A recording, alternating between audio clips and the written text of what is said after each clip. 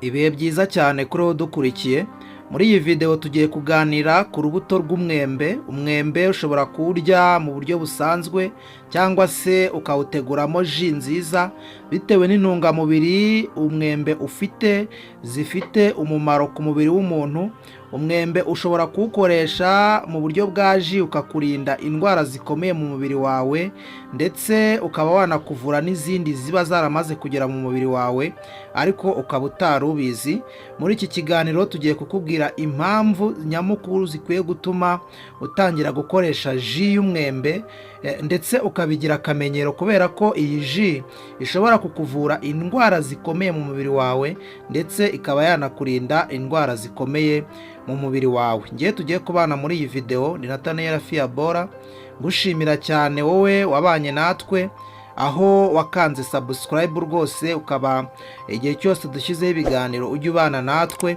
Ndagushimye cyane, uri umuntu w'agaciro.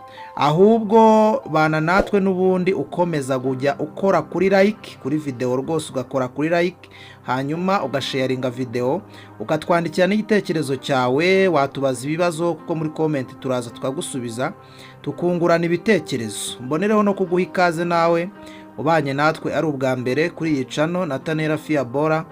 Tuhanyuza ibiganiro aho tubarangira imiti itandukanye y'ibimera ivura indwara zitandukanye mu mubiri w'umuntu, ndetse tukakugira n'inama ku mirire ndetse n'iminywere bishobora kukugirira umumaro, aho kugira ngo ubirye bishimisha umubiri gusa, ahubwo bikakubera n'umuti ukuvura umubiri wawe, ukibera muganga ubifashijwemo na Nathaniel Fiabora. Kora subscribe rero nurangiza ufungura akazogera kugira ngo igihe cyose dushyizeho ibiganiro ujye ubana natwe ubashe kubibona uri mu bantu ba mbere. Ikaze.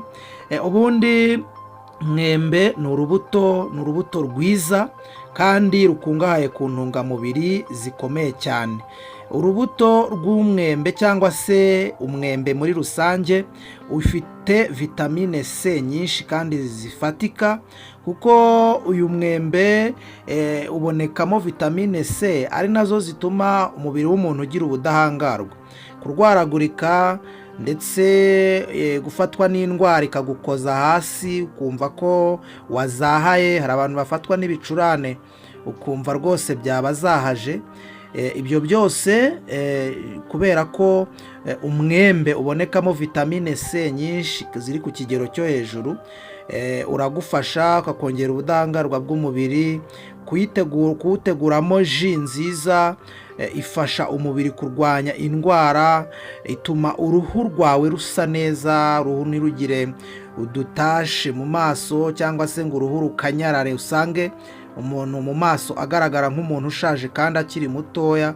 Uruhu rukarambuka kandi ukabona bimeze neza cyane kubera vitamine C ziboneka mu mwembe. Umwembe kandi urimo vitamine A izwi nka beta carotene. Umwembe kubera iyo beta carotene irimo ifasha mu kurinda indwara z'amaso. Hari abantu usanga baratangiye kugira ibibazo by'amaso kugera ku rwego yambara amarinete kugira ngo agire ibyo asoma, cyangwa se mu gihe cya nijoro ugasanga nyine umuntu atakiri kubasha kureba neza. Ibyo byose biboneka mu mwembe rero biragufasha. Ibyo byose biboneka mu mwembe rero biragufasha. Izi vitamine A zigatuma uruhu rwawe rudasaza vuba kandi n'amaso bikagenda neza cyane. Ikindi, umwembe urimo vitamine B, urimo vitamine B6, urimo vitamine B9, urimo folate. Ibyo byose bifasha imikorere myiza y'ubwonko kandi byongerera umubiri w'umuntu imbaraga. Bigafasha abagore batwite mu iterambere cyangwa se mu gukura k'umwana, buryo umwana akura, bikamurinda kuba yafatwa n'ama infection atandukanye biturutse kuba izo vitamine ziri mu mwembe zafashije uwo mwana uri mu nda, zikamurinda kandi zikamuproteja kuba yahura n'ibindi bibazo byamufata ari mu nda.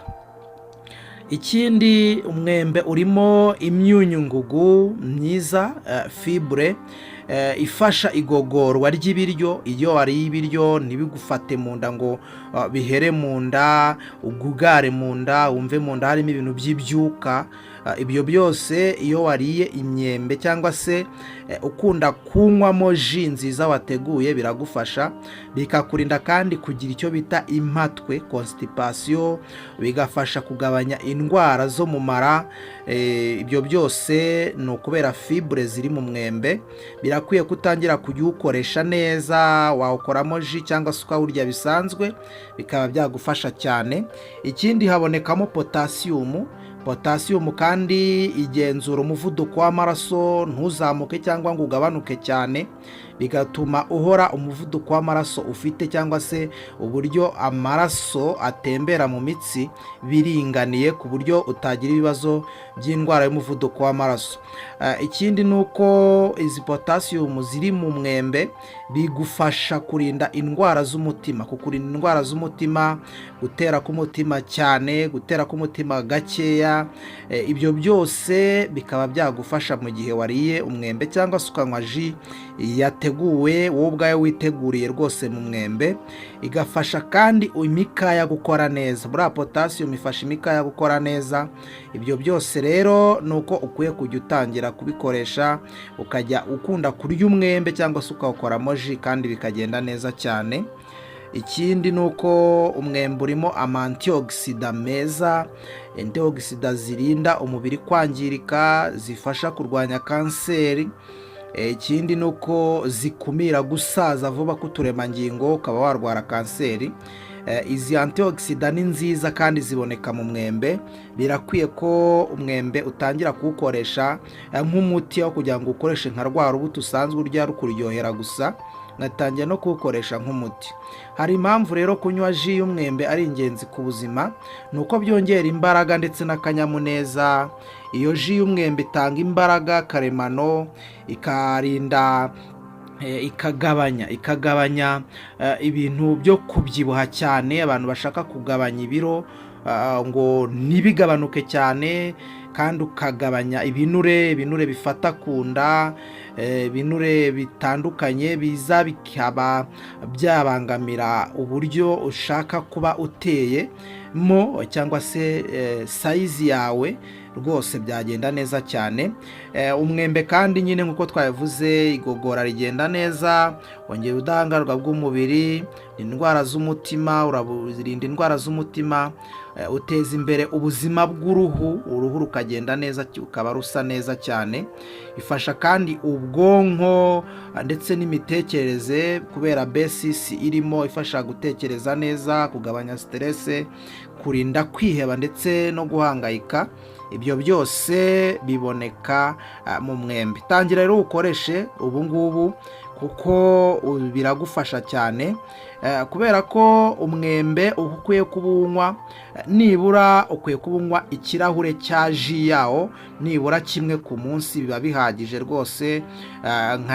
Nka nimugoroba mu gihe urangije gufata amafunguro yawe, ugafata wa mwembe ukawuteguramo ji nziza, warangiza ugatangira kujya uwunywa ku mugoroba. Ji yawe ya nimugoroba cyangwa se saa sita ukaza kunywa icyo kirahure. Niba wahisemo kujya uyinywa nimugoroba cyangwa se saa sita, ibyo nta kibazo. Binaribaye byiza wajya uyinywa saa sita ndetse na nimugoroba, ntacyo byaba bigutwaye ku gihe ubasha kubona uburyo ubona iyi myembe. Uba uyibona wazashaka na blender ukajya uyitunganyiriza muri blender, iriya mashini, hanyuma ukanywa ako kaji rwose. Ku buzima bwawe bizaba bigenda neza cyane. Hari abagomba rero kwitondera kunywa iyi ji y'umwembe inshuro nyinshi. Abantu bafite diyabete mugomba kuyinywa gakeya mu rugero, kubera ko isukari ishobora kwiyongera nubwo umwembe ugira isukari y'umwimerere. Ikindi kandi ntukayinywe cyane nijoro ngo unywe nyinshi cyane. Abana bato bayinywe mu rugero, nibyo byiza cyane. Rero dusoza, umwembe ni urubuto rwiza rukungahaye ku ntungamubiri nyinshi kandi kunywa ji yawo ni imwe mu nzira nziza zoroshye zo guteza ubuzima bwawe imbere, ukaburinda indwara ndetse n'izo wari urwaye, ukaba wawufasha indwara z'ubwonko n'ibindi, ibyo byose bikagenda neza cyane. Wabanye natwe rero, niba wakunze video kanda like nurangiza usharinge iyi video, utwandikiye igitekerezo cyawe duhita tugisubiza. Niba ari ubwa mbere warubonye iyi channel, kora subscribe nurangiza ufungura akazogera kugira ngo tujye tugenda tubana mu bindi biganiro tukugezaho. Ndabakunda cyane, mbifuje kugubwa neza, Imana ibahe umugisha.